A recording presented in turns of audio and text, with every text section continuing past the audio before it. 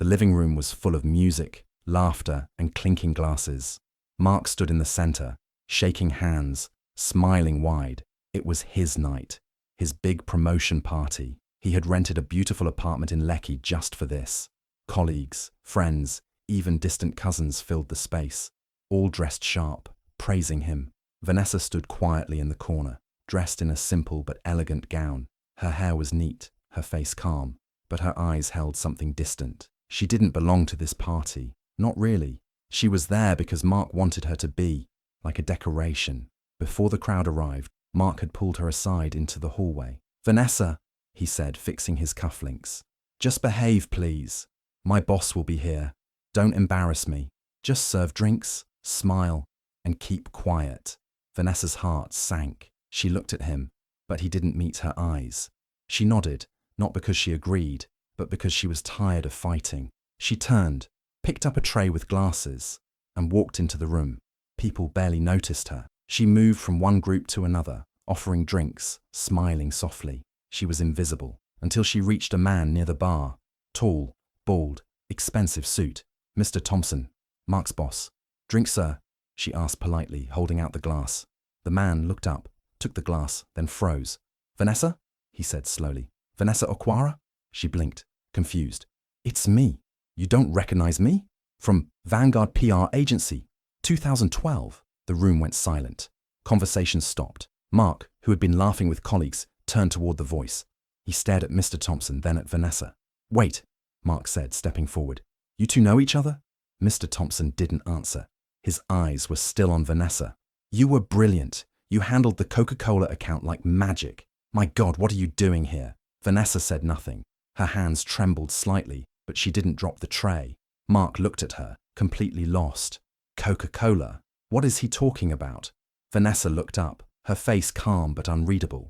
No one moved, no one spoke. Mark's perfect party had just cracked open, and something buried deep was about to come to light. Once a rising star in PR, Vanessa had worked in one of Nigeria's top firms, confident, respected, and ambitious. She was known across the industry for her creativity and sharp thinking. Clients loved her, colleagues admired her.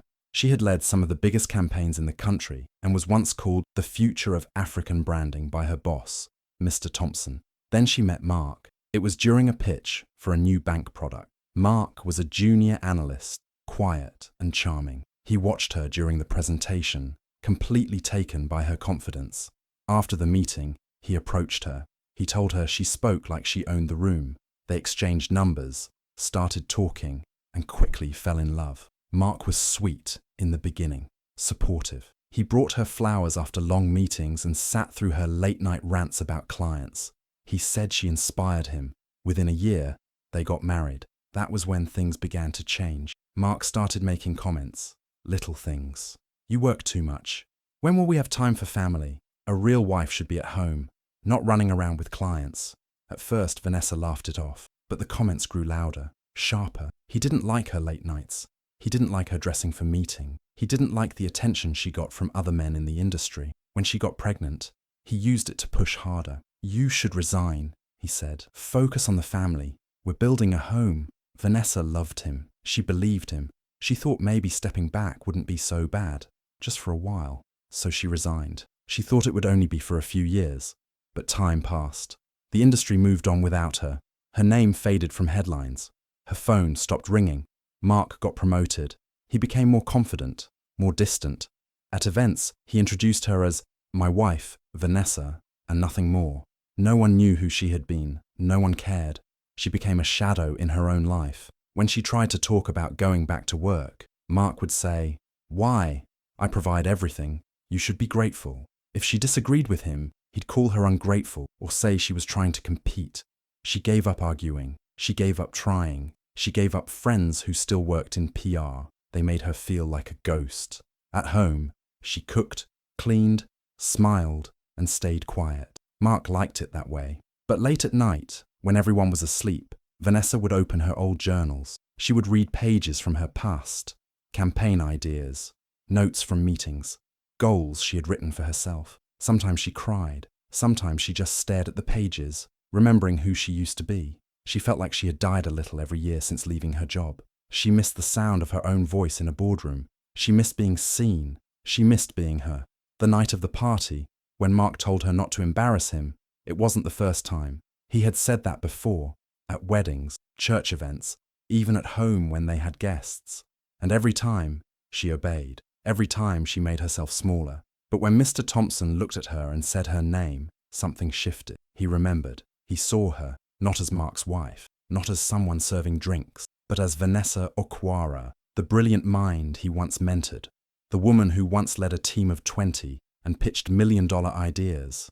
Mark didn't know that part of her life. He had never asked. He had never cared. But now, he was about to find out who his wife truly was, and what he had tried so hard to bury was slowly starting to rise again. After the awkward exchange at the party, Mr. Thompson turns to Vanessa, eyes still wide with disbelief. "Can I speak with you for a moment?" he asks. Mark tries to interrupt. "Actually, she's busy.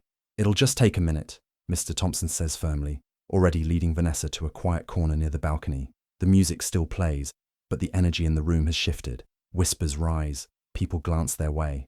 Out on the balcony, Mr. Thompson turns to her, smiling warmly. "You disappeared, Vanessa. 1 minute, you were everywhere. And then, nothing." Vanessa gives a soft smile, looking away. "Life happened." He nods slowly, watching her. "I used to tell people you were the future of branding in Africa. You made that Guinness pitch legendary, you remember?" She nods again, a flicker of the old pride rising in her eyes. "I remember. You had fire," he says, shaking his head. "You walked into rooms and lit them up. What happened?" Before she can answer, they hear footsteps. Mark walks in with a stiff smile. "Everything okay?" he asks. Mr. Thompson turns to him. "Okay? My God, do you even know who your wife is?" Mark frowns. "Of course. She's Vanessa." Mr. Thompson laughs, looking between them.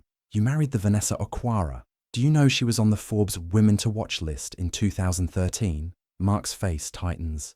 He forces a smile, trying to laugh along, but his eyes don't match his mouth. "Oh, that's impressive." "Impressive?" Thompson scoffs. "She was a star. I had clients from London asking about her." "You're a lucky man." Mark's smile freezes. "Yes, I guess I am." Vanessa says nothing.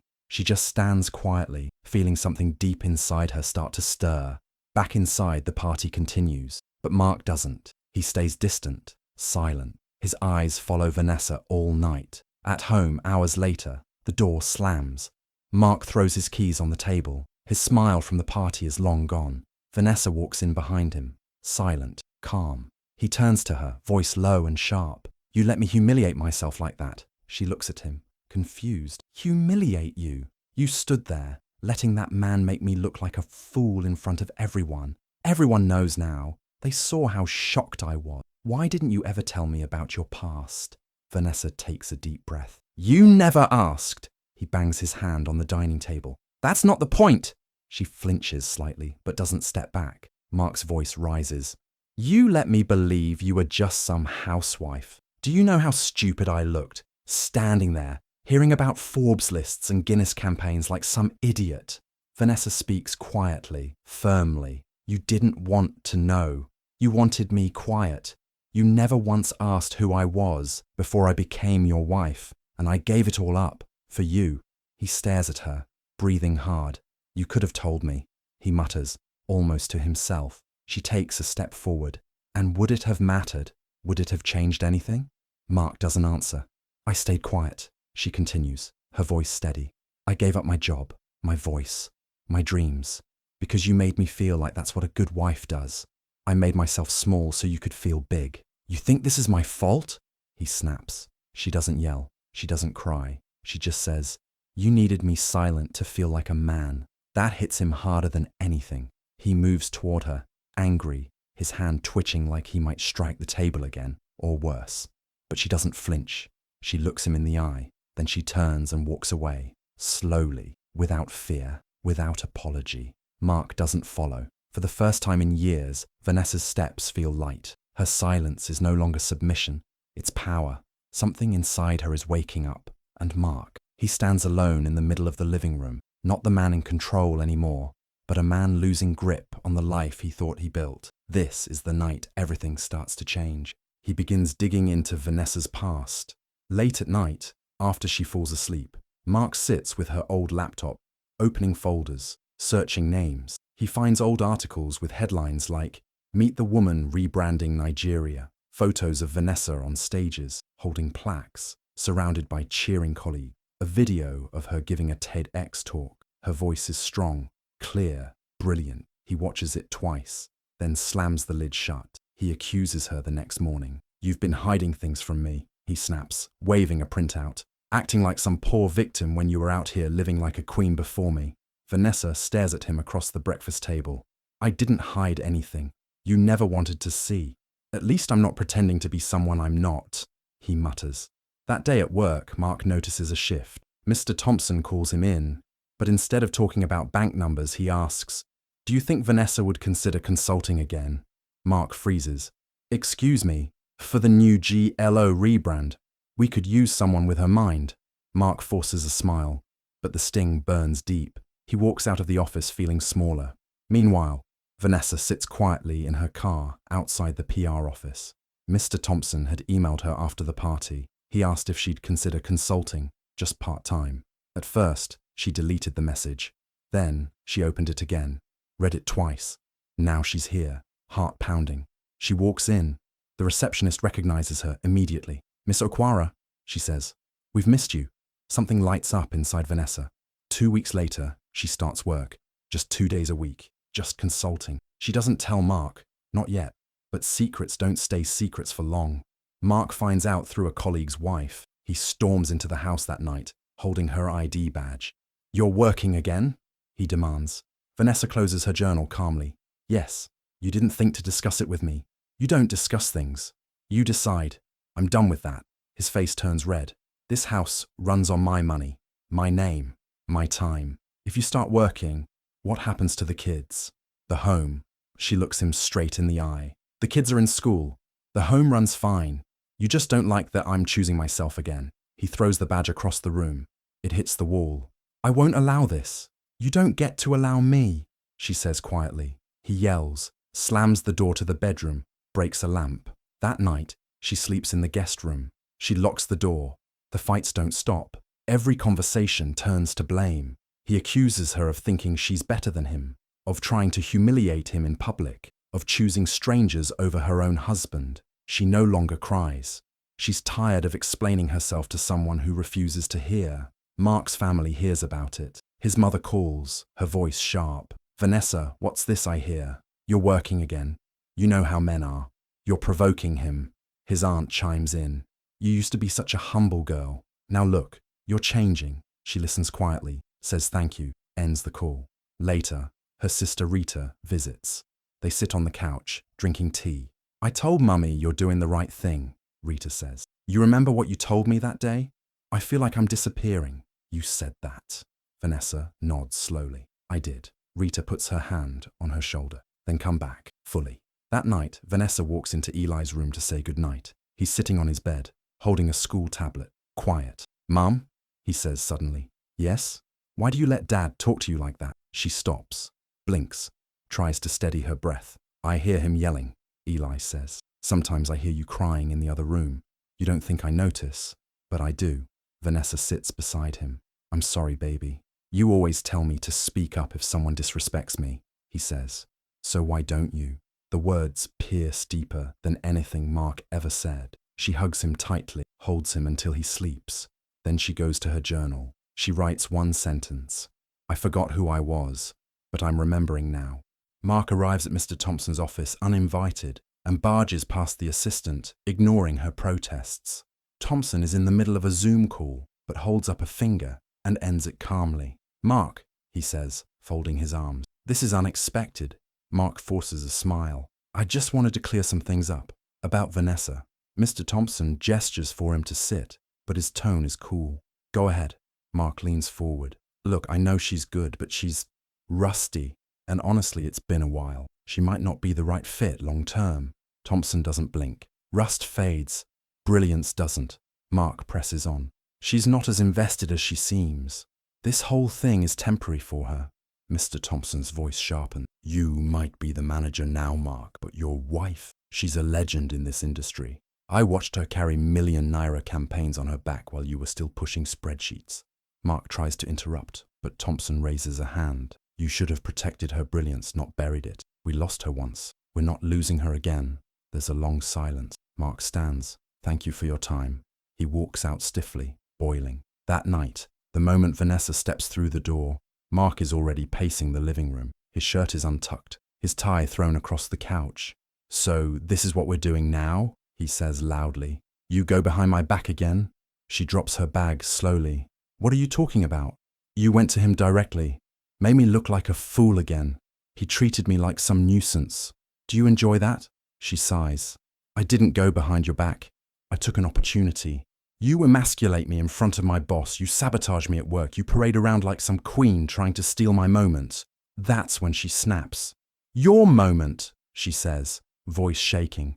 Mark, you didn't build this family. You built a stage. And you only let me stay if I stood in the shadows. He stares at her. I was never your partner. I was your background, your accessory. As long as I stayed small and quiet, you were comfortable. But the second I stood up, you felt threatened. His chest rises and falls quickly. You've changed. No, she says. I've returned. He laughs bitterly. So what now? You think you can just walk out and start over? I don't think. I know. I've been offered a full-time position. I accepted it. His eyes narrow. Without me? Whether you support me or not. Silence fills the room. Mark storms into the bedroom. Doors slam. Vanessa doesn't flinch. 2 days later, a lawyer delivers a letter. Mark has filed for separation. She holds the envelope in her hand, sits with it for a moment, then places it on the table, walks to Eli's room and knocks. He's packing his school bag. Do you want to stay here with Dad? She asks gently, or come with me? He looks at her. I want to come with you. She nods. Pack your things. They leave that evening.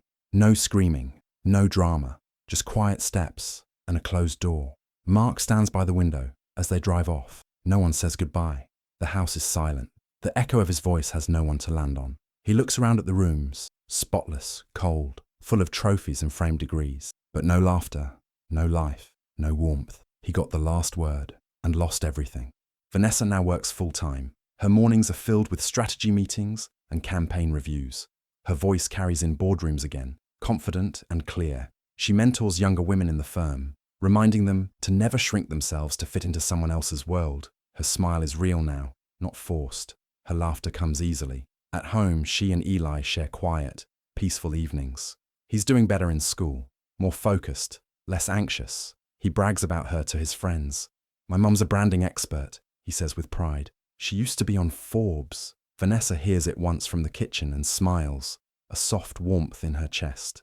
Meanwhile, Mark's world begins to unravel. After Vanessa left, whispers started at the office. Mr. Thompson is polite but distant. Promotions go to others. Invitations dry up. Some nights, Mark stays late at the bar downstairs, staring into his glass. He goes home to silence. No one asks how his day was. No one is waiting. He sends messages. Vanessa doesn't reply. He calls. She doesn't answer. He shows up at her building once, unshaven, in a wrinkled shirt. The receptionist hesitates but calls up anyway. Vanessa agrees to see him. He stands in her new office, eyes scanning the awards on her wall, her team photos, a framed copy of her first campaign since returning. I miss you, he says. I made mistakes. She nods, not unkindly. We both did. I thought, maybe we could start over. She studies him quietly. There's no anger in her, only clarity. You wanted me to serve drinks at your party, she says softly. Now, I host my own, and I no longer ask for permission to speak. He lowers his gaze. She stands, walks him to the door. I hope you heal, Mark, but I'm no longer shrinking to make space for your comfort. And with that, she closes the door, gently. Vanessa walks into the grand hall of the Women's Empowerment Seminar. The lights are warm, the crowd buzzing with anticipation. Banners hang across the room, bold words about strength, courage, and transformation. She steps onto the stage, poised and graceful, dressed in a deep navy suit, her natural curls tucked neatly. She exudes quiet power. As she approaches the podium, a hush falls over the audience. She looks out at hundreds of women, young professionals, single mothers, students, survivors, all waiting. She takes a breath, then begins. Once, I gave up my voice for love, she says, her voice strong but gentle. I thought silence was the price of peace, that shrinking myself would save my marriage, that being less would make someone else feel like more. The room is still, hanging on every word. But silence didn't save me. It buried me. Until one day, I stopped apologizing for existing. I stopped asking for permission to be whole. And today, she pauses, I speak so others can find theirs. The applause begins softly, then builds, rising like a wave. Some women wipe tears. Others nod fiercely. Vanessa smiles, steady and proud. Her eyes drift to the front row. There, Eli sits tall, beaming with pride. His eyes never leave her. Their eyes meet, and for a moment, everything else disappears. A mother and her son, a woman and her reclaimed life. She holds his gaze and nods. He nods back. And in that moment, Vanessa Okwara stands not just as a speaker, but as a symbol of resilience, of rediscovery, and of the quiet power of a woman who chose herself. Never let anyone dim your light to make theirs shine brighter. Your voice matters. Use it. If this story touched your heart, like, share, and subscribe for more powerful life stories. And don't forget to watch the next video. It might just change your life.